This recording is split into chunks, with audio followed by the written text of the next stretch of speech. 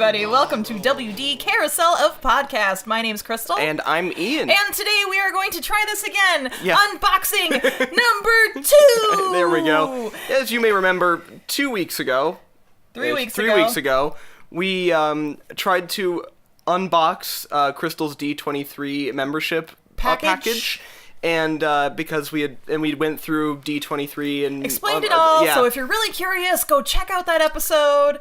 And then we got a little surprise once we finally got to the unboxing. It was not quite what we were expecting. No, it was just the magazine. It was a very nice magazine. It was a beautiful magazine, and the articles in there, I took the time to read them, and they were really insightful. And honestly, I think you would enjoy the articles too. Not to sound like, I read it for the, or I have it for the articles. But, right. I mean, essentially, no, it's cool. But this is the package that we found actually was delivered that night at my house while we were over at Ian's recording. Yes. So it was heavy anticipation for me to get back home and find it and still not be able to have my birthday present until 2 months after my birthday. Yeah. Not your fault. No. So, today we are going to be unboxing this and going through all of the items in here. So, without further ado, and no more patience from Crystal, let's get in here. Just wait, it's gonna be something else. Oh my god, that would kill me. Okay, so scissors are not wanting to scissor. You want me to give it a shot? Does that help? That help you? Nope. Do it! Great for our podcast listeners right now. I know, but if they want to see, we are available on YouTube to see actually the pictures of the items from the unboxing. I'm almost there. I'm like, this would be the longest drum roll ever. Oh, that's what happened, is they folded it over. So the tops were too long for the box. There we go. We're getting there. I'll get there eventually. Okay. So, rip and tear. Okay. Oh, there we go. Oh, that is a nice box. And what else do we have in here? Okay. So, we have... I'll start with this. This is the official D23 Fan Club. It says Fall 2018. I feel like it might be another magazine, but on the back it says, Dear Crystal, on behalf of everyone at D23, the official Disney Fan Club, thank you for renewing your membership. Enclosed are your new D23 membership card and exclusive membership gift on our way of thanking you again for choosing to be part of our special club. We look forward to another remarkable year with you as we continue to celebrate the fans in all of us. P.S. Don't forget to keep up to date and blah, blah, blah, blah, blah. So I have my official membership card here on the back. It's an actual plastic card here. And then let's get into the booklet. It's like a real thing. It's a real thing. A real one, boy. So, again, it looks like it's a magazine. It's the 90th birthday anniversary magazine. Oh. So this has all to do with Mickey. I'm gonna be honest with you guys. And the parks. They do magazines better than just about anybody. Like, it looks so good. Yeah. And they're like this kind of wider format. They're almost kind of square. It almost reminds me of like a record. Yeah. It's like close. It's like a little bit taller, but it's like very almost square as opposed to like your standard like Time magazine or something. Yeah. So this one, we won't go through the basics of this one, but it has to do with Mickey and his 90th birthday. So happy 90th birthday, Mickey. I know we're a little late on this one, but we're also a little late on opening the package. So yeah, we're fine. It's fine. So let's get into the actual box next. Yeah. So it's a nice box. It flips open, but I appreciate the texture on the front is book. They made it look like a book. Yeah. There's a spine. It says Walt Disney and Mickey Mouse. And I open it up. It looks like there is a list of the items on the side. So 23 items are in here. Cool. And let's just go from the top. So Don't know what that is. But the first thing, it says Steamboat Willie original script page. Oh, it sure is. Look at that. How cool is So that? that is, obviously it's a reproduction. Yeah. But that is really neat how they have Walt's notes on there. And he was known for writing in this sort of crayon. So any of the edits that you see on any scripts or anything are normally done in, the crayon style. Yeah. Oh, I love the typewritered out with the TV. This is actually film school bit here. This is actually an AV script or a TV style script where you have the you can actually have like a storyboard along with like actions. They typically call it like a TV script. And it says, A Star is Born as Mickey dazzles audiences with antics set to animation's first synchronized soundtrack. Predating the invention of the storyboard, this illustrated continuity becomes a treasured memento that Walt Disney kept in his desk. Wow. Okay, so the next one, it says Mickey Mouse comic strip fan card.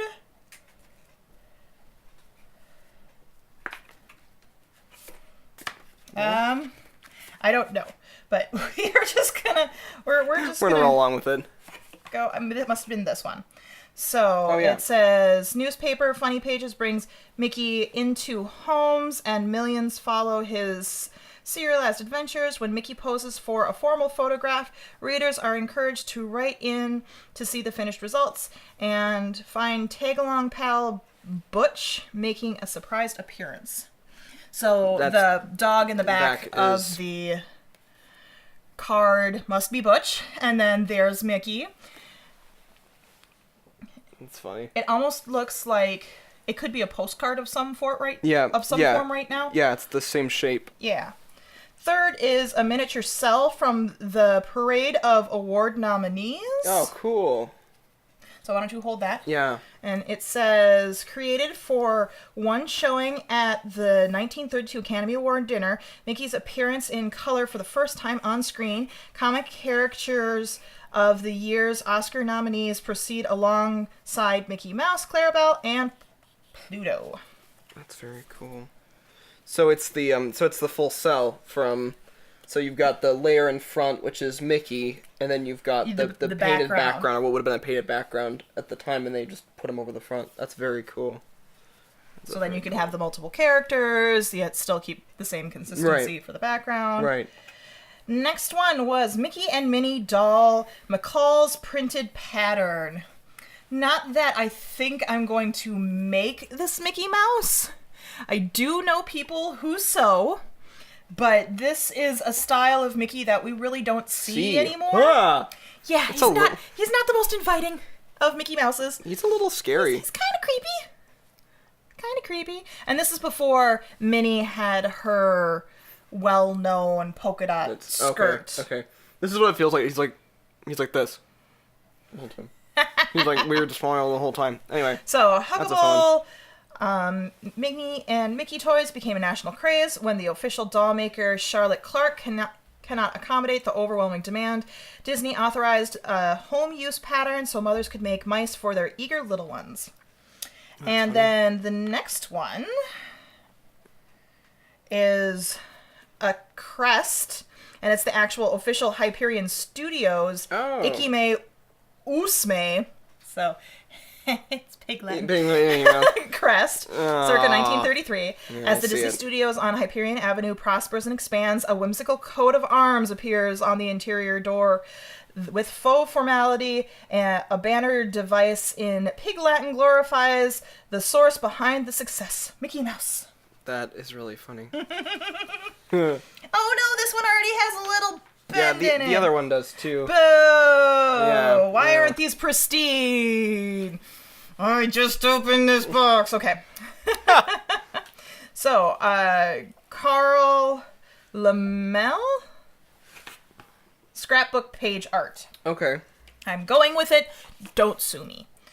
And it says, Hollywood pioneer Carl Lamel's Universal Pictures once distributed Disney Oswald cartoons and later Mickey's as well. In tribute to Lamel, Walt sends this historic greeting, likely the only time Mickey and Oswald Oswald will meet until the Lucky Rabbit's 2006 homecoming. Oh, that is funny. And for those of you who weren't aware, before Mickey Mouse was a thing, Disney created Oswald the Rabbit. And unfortunately, he didn't actually own the rights to Oswald. And so when he was forced to leave Oswald behind, he had to pretend basically like it didn't exist. And it took until 2006 before the Disney company was able to reacquire the rights for Oswald the Rabbit. Who had Oswald? I don't remember. Notes for later. Yeah. Good for research. Yeah, I'm actually just going to look it up while you're talking. Okay. And then we got a Walt Disney production logo from the 1940s. The new and purpose-built Disney campus in Burbank allowed increased productivity and possibilities. This elegant logo art appears on everything from electrical generators and location vehicles to mailroom bicycles and matchbooks. Yay. But that's the traditional Mickey that I know. Yes. Yes. So it's getting away from the Steamboat Willie feel of Mickey and is starting to get to the Mickey Mouse that I grew up with. Yeah. By the way, Oswald is Universal Studios up until recently. Universal? Mm-hmm. You steal everything. I mean, okay, so you don't really steal it, but... No. Okay. So...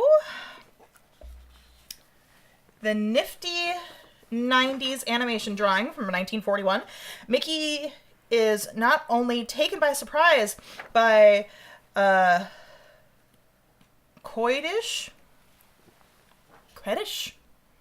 I have no idea. Wow. I've seen it before. I've never actually had it pronounced. It's like using or reading the name Hermione versus actually knowing how to pronounce it. Yeah. Minnie in this nostalgic cartoon short, but also drawn with enormous appeal by Disney legend Fred Moore. Oh, there you go.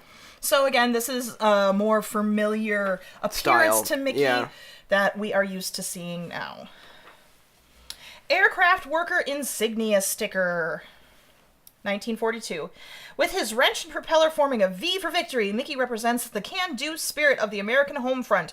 Ultimately, Disney provides mascots and insignia art, buoying the resolve of thousands serving in the military and civilian groups. And we did an episode about Disney and the military, specifically World War II. Yes, that's right. So if you guys are interested in that and Disney's contribution to the war efforts, we do have that in past podcasts, so feel free to check it out. Yeah. And then... oh, it's kind of topical. Look at that. There is a Mickey Christmas card. It says, Walt Disney and staff Christmas card. For Walt's traditional holiday greeting, artist Hank Porter depicts Mickey as another beloved joy giver, Santa Claus. Inside, a galaxy of Disney characters toasts the new year, including Mickey's featured co-stars from Fun and Fancy Free. So in there, you're going to see it has the calendar for 1948. Holy cow. And then we have... Fun and Fancy Free. So in there you got the Three Caballeros, you have some from Bambi, Fantasia, Snow White, The Reluctant Dragon, and lots of other shows, Make Music Mine, Pinocchio, Dumbo, just a whole bunch of different characters. They even have Song of the South in there. Look at that. There you go, Disney, not pretending that it doesn't exist. But that's really neat. Yeah. I like that Christmas card. It has the nostalgic feel of the stuff that I would find in my grandma's house. Yeah, exactly. So with the calligraphy writing of the greetings up front, and it just has a very classic feel to it. Yeah. Okay. So the next one is a television prop book from 1954 and portrait enclosure. That's what it says. Oh, there is a portrait in there. And it's Mickey, it looks like possibly leaning on a desk in front of a bookcase. Yeah. And it says, in his first weekly television broadcast, Walt Disney not only introduced his innovative theme park concepts but paid tribute to the mouse that started it all. Walt's on-screen scrapbook contained Mickey's portrait in an oil by Disney legend John Hench. So it's basically just like when you get a photo from a professional photographer done, it has that little folder feel on the front. Yep. It just says Mickey Mouse. His book. His book, and then inside is just the photograph that has Mickey. The next one is a television commercial model sheet. Ooh, I'm not sure if I like that Mickey Mouse. Oh, weird. That is a very, very pointy Mickey Mouse. He's very sharp in a weird way. It says, for a brief time, Disney creates animated television commercials featuring simplified modern stylings of Disney's of character designs to read clearly on early TV screens. Oh. Artist Tom Oreb is the first to rethink Mickey in these geometric contemporary terms. And I do see that as modernistic. Yeah.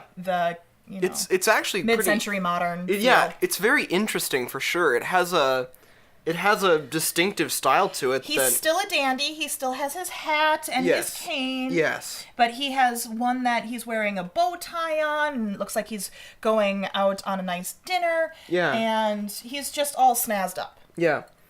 Yeah, very interesting style. This is early mid-50s, probably? Yep, 1954. 54, okay. Yeah. The next one is the Sorcerers Apprentice record cover by Disneyland Records in 1957. So the record's not in there. But it actually has a place for a record. It does I just have want the to put fold that out for there. it. Yeah. Yep. And on the front of the cover is the traditional picture of Mickey during the Sorcerer's Apprentice up on the stone with the with Yensid's hat on. And he's pointing to the stars and directing them and everything. And it says, dramatic art by Disney legend Al Dempster shows Mickey at his magical best, accompanying the original Fantasia recording of Paul Dukas' classical composition to make sure young listeners can follow along. Clever narration by Sterling Holloway is added. And it's got all that track listing stuff, everything on the back as well. Yep. Yeah. Very, very cool. Next one is Walt Disney's Mickey Mouse Club, the Mouseketeers fan card from 1957. Funny. So it does have Annette Funicello on there. Oh, yeah. It has Bobby. Everybody knows Bobby. You might not know Bobby, but I know Bobby. Yeah. And it has, a couple other big names, but the rest of them most of them that we're familiar with are just Annette and Bobby. And it says, featuring 5 themed days... catchy music, educational outreach, and unforgettable headwater, the Mickey Mouse Club is a broadcasting sensation. This card shows its young stars ready for their 3rd season, along with Mouseketeers Jim Dodd and Roy Williams. Funny. And on the back it is a postcard, so it has the line set up for postcard, and it has a very classic font that just says postcard. Yeah. So, the Walt Disney World Mouse Review attraction poster. Oh, okay. Mickey Mouse Review attraction poster, 1971. Mickey conquers a new medium of animation as an audio animatronic figure. Headlining his own show in the new Magic Kingdom at Walt Disney World, Hollywood designer John DeCrue Sr. and David Negron's dynamic poster has motion in mind plus a few hidden friends. Oh. So on the front, it has a picture of what looks like a stuffed Mickey, but if it's supposed to be audio animatronic, it makes sense. It is more of an illustration than it is a photograph, which is why interpretation on this is a little bit different. Though it's different than standard illustrations of Mickey because it's got a sense of, volume. So he's got contouring and stuff, so it looks like he's in 3 dimensions. He's sitting in a way that you wouldn't expect. It's kind of cool. And there's nothing on the back. Nothing on the back. Oh, I like this one. This one's a nice, kind of reverse to what we see it now recently, but it's pretty traditional. It says, Disneyland's Backstage Cast Magazine commemorative issue from summer 1978. Parodying Norman Rockwell's famous Saturday Evening Post cover, Charles Boyer's triple self-portrait fronts a celebration of both Walt and Mickey, including Mickey's own story, a photo timeline, and a look at the wristwatch that became a generational icon. So what we see here on the cover is the same picture that we've seen a couple other places where Walt is on the side looking at a mirror, but then he is drawing, supposed to be a self-portrait, but it happens to be Mickey Mouse. And then inside of there... It's actually the back that they have with the watch. Okay, yeah, the Mickey Mouse watch that became super duper popular, and everybody knows what a Mickey watch is. If you don't, then you better research it because you're listening to a Disney podcast. Is there anything inside? There is. So, yeah, it does have the picture timeline that it talked about inside, which is Mickey's own story, it says. So it's probably his origination. And it's from first person, so it's actually from Mickey's perspective. It's written in the first person. Okay. So we have a Happy Birthday Mickey button from 1978. A jubilant logo honors the 50th anniversary of Mickey's debut, inspired by familiar cartoon title card art. Legendary Disney animator Ward Kimball sports his pin back throughout a commemorative whistle-stop train tour for the many years thereafter. So it's just a little button. Yellow. Nice one. Big face on it. Yeah. It's Mickey's. That's fun. Celebrating his 50th birthday. We're almost double that by now. That is funny. Wow. So the next one must be this one. So you want to open that up? Yeah. It says, "We are doing it." It's the WEDMAOP poster. Based on art created for a Library of Congress exhibit, Disney Imagineers used this poster for inspiration as they hurry to build both Epcot Center and Tokyo Disneyland. The original heading is optimistically overprinted as the project's near completion. So can you just slide that off? It's pretty tight. Okay. Speaking of Mickey watches, on Ian's... What do you call Apple that? Watch. Yeah, Apple Watch? It's got there's a Mickey Mouse on there too. And he's a black and white one. So you can still get a Mickey watch without being stuck with a wind-up Yep. device. That was always kind of a... Oh, it just rips. That's fine. We'll just do it that way. It's fine. So then what's the poster look like? Oh, it's tightly rolled. Here.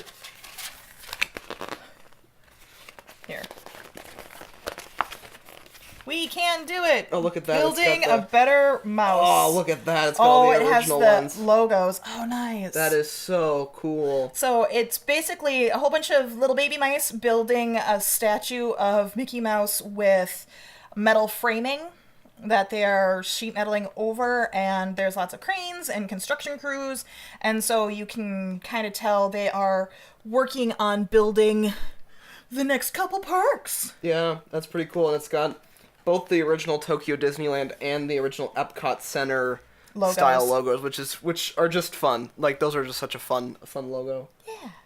Sweet. I like it. Okay. We're going to have to figure out a way to flatten that out. Yeah. May have to go into a poster thing. Okay. And then, oh, what a Merry Christmas Day.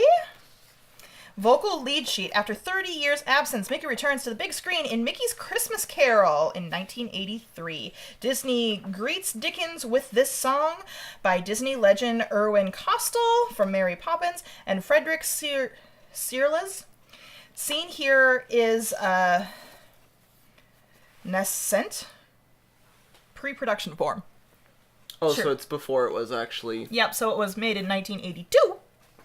When the movie came out in 1983. Gotcha. So inside there is handwritten note sheets on how they basically created the song, what the notes are, what the words are. It's not an official print. It is definitely hand done. It's the handwritten sheet music. And the cover just says Mickey's Christmas Carol on the front with a picture of Mickey. That's cool. Frederick Searles or Costal. Oh, that's cool. Local lead sheet. Oh, I see. Oh, I see. So it's the singing part, not the accompaniment part. Okay. Cool. What's this? Don't know what that is. Oh. But Tron film print. Oh, it says Hidden Mickey in 1982. Only the sharpest eye catch Mickey's image as Flynn and Yori ride a solar sailor beyond the game grid of Tron. Within the electric terrain, Mickey is on hand as computer animations make magic with the unimaginable in a steamboat Willie Days. It's gonna be, Oh, there it is. It's impossible to see probably from the camera angle, but it's this whole thing. So there's the nose and the 2 ears and the mouth is and the down mouth here. is smiling. It's pretty obvious if you look at it back a little bit from here. Maybe I'll not be able to see it on the camera. It's pretty dark. Okay, so the next one is a Tokyo Disneyland souvenir gift bag from 1983. Oh. So we have a little bag. Oh, that's fun. It says Look a at colorful that. array of classic attraction beckons visitors to explore the new kingdom of family dreams in Japan. Mickey welcomes the world and ushers in an era of international Disney entertainment experiences that extend beyond movies and television screens. On here, it's just a little bag. It looks like the size of a basic popcorn bag. It has Pirates of the Caribbean. It has the Jungle Cruise, Space Mountain, Dumbo. It has Big Thunder. It has Mickey smiling in front of the castle. Has the Small World. And the Liberty Boat. Yep, that's pretty cool. So it touches base on all the top attractions there. Yeah. The next one is a Disney Channel launch party napkin. You're kidding. So we have a napkin from 1983. It says, when Disney inaugurates its premiere cable service in April 1983, one of the first images broadcast is a mouse-shaped satellite, ears poised to beam entertainment to all. Launch parties celebrate another milestone and medium for Mickey. That's pretty cool. So and we also have... a wonderful retro. Oh my gosh, that logo, the Disney Channel logo. So we got a napkin. We got a napkin. And so then what did you get? Okay. And the final thing that we got goes like this, and it says Shanghai Disneyland Mickey Avenue seal in 2016. Flanked by pals Donald Duck and Goofy, Mickey greets the sunshine of new horizons on Mickey Avenue. The cartoon-themed thoroughfare transports visitors to a one real town that's also a gateway to the newest in Disney wonders. very cool. It looks like a stained glass window, but it is a film, and it has silhouettes of the 3 characters in front of what looks like a clock tower, a train station, or a train rail, and, well, maybe that is just a station there. I think it is, yeah. And that's the front station. Yeah, and it says Mickey Avenue. That's pretty cool. So, yeah.